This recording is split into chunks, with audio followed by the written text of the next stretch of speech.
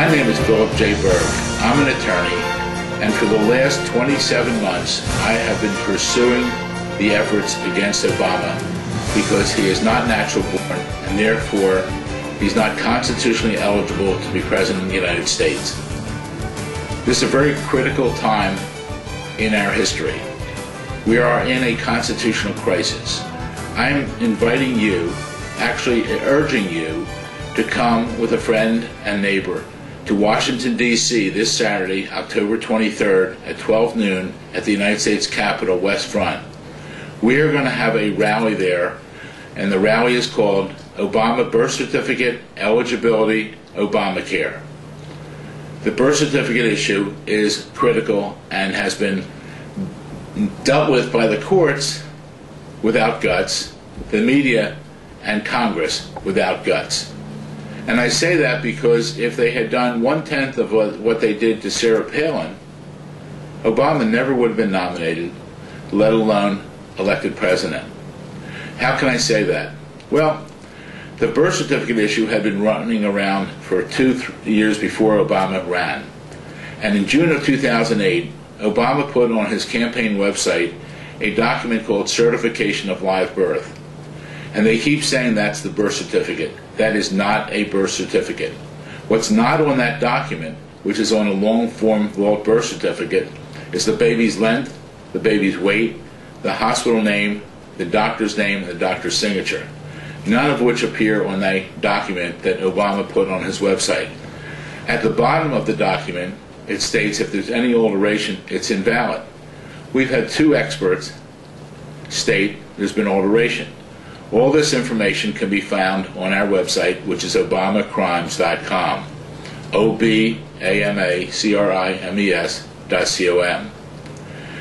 So what's the next issue? Eligibility. Because no matter where Obama was born, his parents divorced, and he states in one of the 2 autobiographies that he wrote that his stepfather, Lolo Sotoro, returned to Indonesia before Obama and his mother. Obama goes on to say when he went to Indonesia, he immediately went to school. And we have the school record on obamacrimes.com, which indicates that Obama was either adopted or acknowledged by his stepfather, Lolo Sotoro, because the school record indicates Obama's name as Barry Sotoro, his nationality being Indonesia, and his religion being Islam or Muslim. Now, that's critical because at age 10 he went back, his mother sent him back to live with her parents in Hawaii. We believe, because there's no other evidence to that effect, that Obama did not go through immigration on a U.S. passport. We believe he went back on his Indonesia passport. This is critical because if he did that, he's not only not natural born, he's not naturalized, which means he could not have even been a United States Senator from Illinois. And that's a case that I still have pending. Now we're going to be taking it to the U.S. Supreme Court. This is critical because Obama's been using the name Barack Hussein Obama. Yes, you can use an alias, but not for fraudulent purposes. And we believe he's using it for fraudulent purposes in each of the 50 states when he ran for the office of president, being sworn in by that name, and also signing documents and everything else with a false name, because his name's Barry Sotoro if he hasn't legally gone to court and changed his name, and there's no evidence that he has done that. And the next issue we have as part of our rally is Obamacare, or the health care bill. The health care bill is blatantly unconstitutional. Obama just wanted something to go through his name on it. Even Nancy Pelosi stated, you know, pass the bill, then you can read it and find out what it's about. What a disgrace. Remember what Obama said when he was running for office? He said he was going to have the most open, transparent administration. He said that everything will be on C-SPAN and everything will be published before it's voted on. Nothing like that happened. Obama is a phony. He's a fraud. He's an imposter. This is the biggest hoax against the United States of America put forth by Obama in the history of our country, and that's over 234 years. When all is said and done, Obama, Michelle Obama, Howard Dean, the former head of the Democratic National Committee, senior campaign officials, excuse me, and senior administration officials should all be subjected to the criminal justice system of the United States, and those convicted should go to jail. And I really believe Obama should be deported because of what he has done. The best example to use is, many of you are aware that Arnold Schwarzenegger, the current governor of California, has been approached many times in the last 10 or 15 years to run for president. And what does he say? He says, amend the Constitution, because he's from Austria. Obama doesn't say anything, but by not saying anything, he's basically walking all over the Constitution, and that's a disgrace. And if we are not careful, Obama is doing things detrimental to the United States. I can't get into various issues, but as I stated, I am the umbrella for all of you, no matter what your issue is.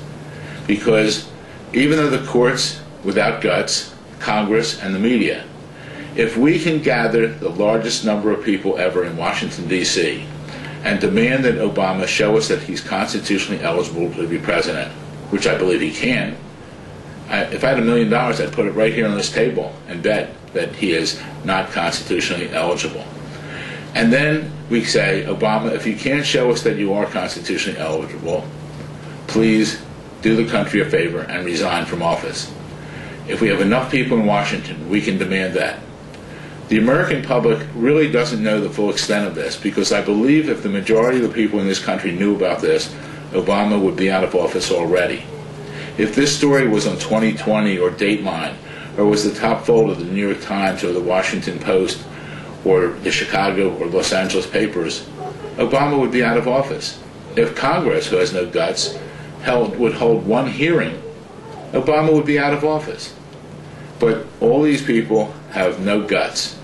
But as the Constitution starts in letters, it says, we the people. Well, you and I are we the people. And if enough of us can get together in a peaceful revolution, we can force the issue.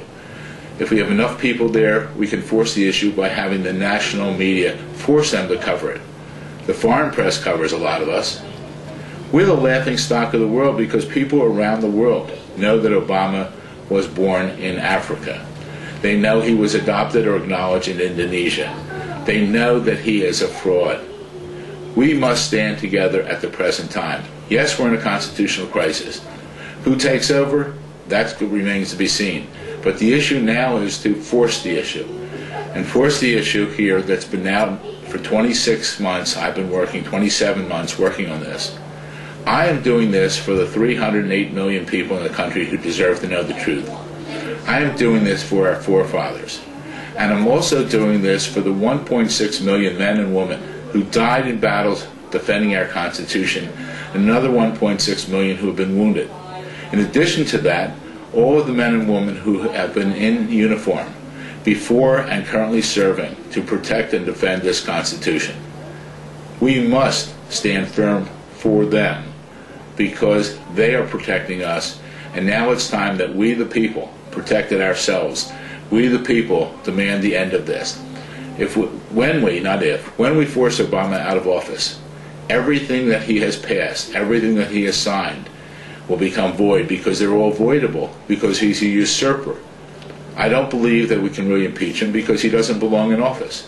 The way to do it peacefully is to join with me this Saturday, October 23rd, at the United States Capitol, West Front, Washington, D.C. It's imperative, at 12 noon, it's imperative that we all join together, because we can make a difference. As our parents and grandparents immigrated to this country with legitimate concerns to educate their children and build families, we must protect them. And to protect them, we must protect the U.S. Constitution, the Declaration of Independence, and the Bill of Rights. I am proud to represent each and every one of you. Together, we can make a difference. Together, we can end this nightmare that has occurred for the last year and a half with Obama being in office. Because he is a nightmare, and it's frightening, and it's really bad. So together, let's join together, we the people, for a peaceful revolution this Saturday, October 23rd, at 12 noon at the United States Capitol. Thank you.